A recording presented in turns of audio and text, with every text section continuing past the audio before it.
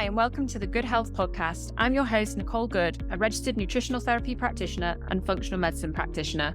Join me as we explore thyroid, brain, and fatigue conditions with positivity. From Hashimoto's to multiple sclerosis, chronic fatigue to adrenal dysfunction, I've got you covered.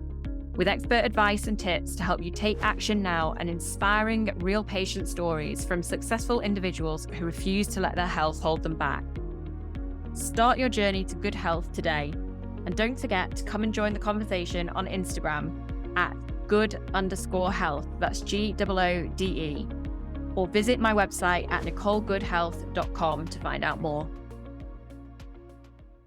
Welcome to today's episode of the Good Health Podcast. I'm Nicole Good, and I'm a functional medicine practitioner and founder of the Good Health Clinic. Today, we are diving into whether or not we can really make a difference to autoimmune diseases with the different changes that we make through diet and lifestyle. So let's start with looking at what actually is autoimmunity. So autoimmunity is when our immune systems, they have to be in balance to be able to determine what is our own tissue, which we call self, and what is a foreign body, so non-self. And this is a very fine balance. And if our balance starts to blur, the overreactivity of our immune system can lead to self-antigens, and this can lead to autoimmunity. So we're currently seeing a huge increase in autoimmune diseases worldwide.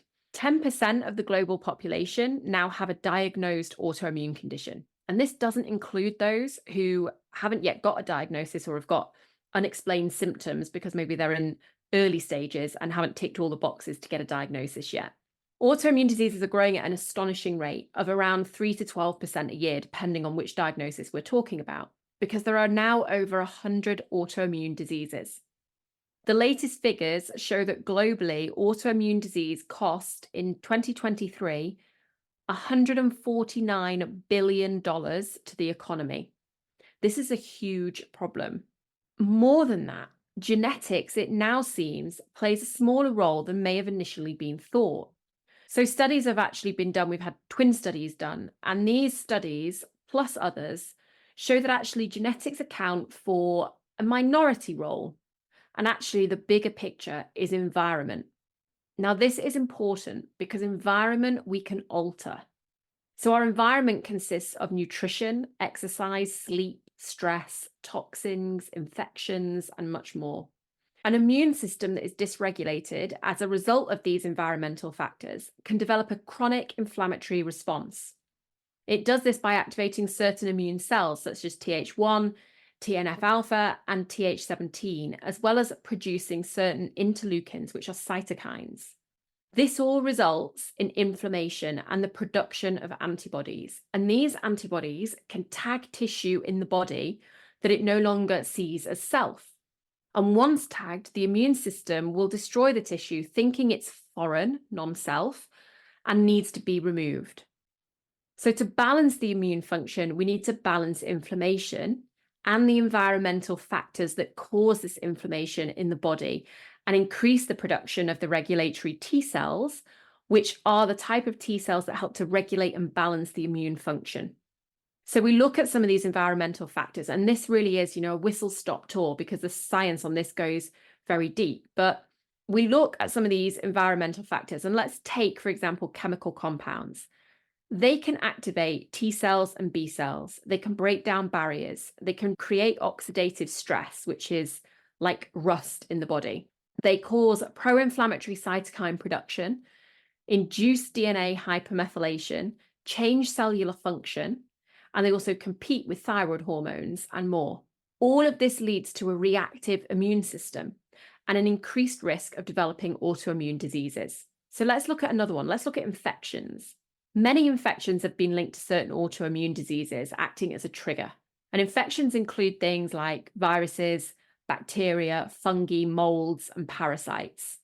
And in some, it can be that one virus acts as a trigger for an autoimmune disease.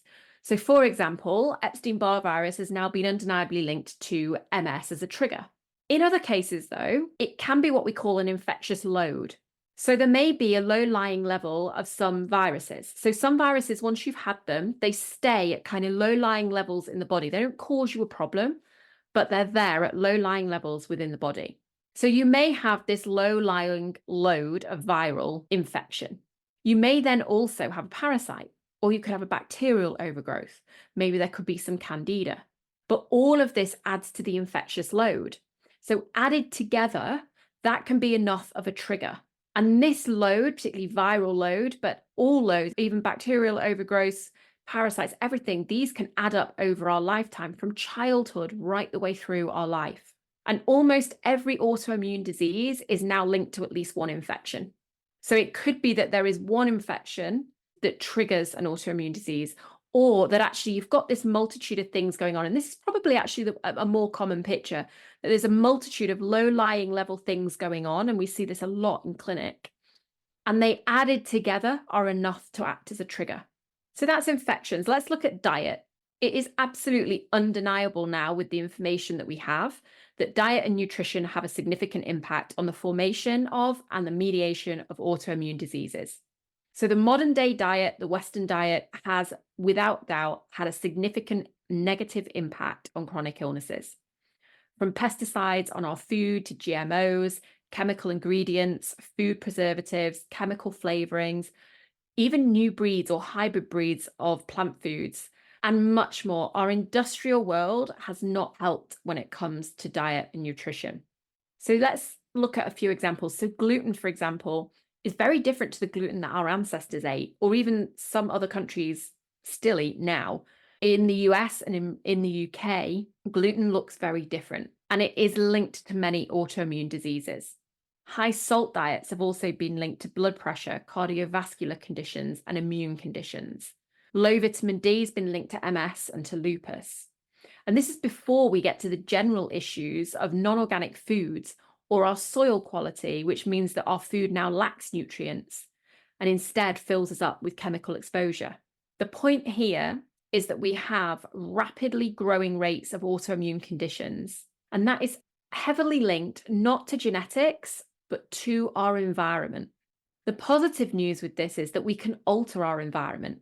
And here at Good Health, we regularly work with clients on balancing immune function, reducing inflammation, reducing chemical exposure, reducing infectious load, improving diet, working on sleep, stress, and activity. All of these things can be changed. We work with people who already have diagnoses, know that what some of these triggers are. We dig down to the root causes to find them, and then we help to reduce them.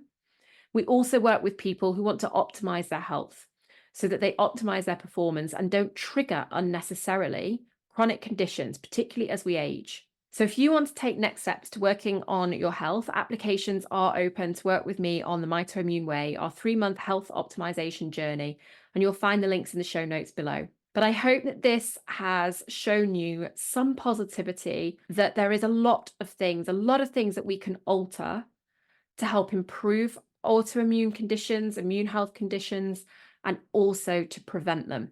Thank you for joining me this week on the Good Health Podcast. I'll see you next week with another episode. I hope you enjoyed this episode of the Good Health Podcast. Do share the episode with anyone who you think it may benefit or who may enjoy it, and help me spread the word by rating the episode or leaving a review. If you want more, you can find other episodes in the series on your podcast app, or sign up to my free newsletter. Not only will you get information on new episodes launching, but we cover lots of health topics with the Ask Nicole section where you can send in your questions, my favorite recipes, my favorite products, tips and tricks to help you on the road to good health, and much more. You can sign up free of charge at nicolegoodhealth.com/newsletter, also linked below. I hope you have a lovely week. Don't forget to hit subscribe, and I'll see you next time.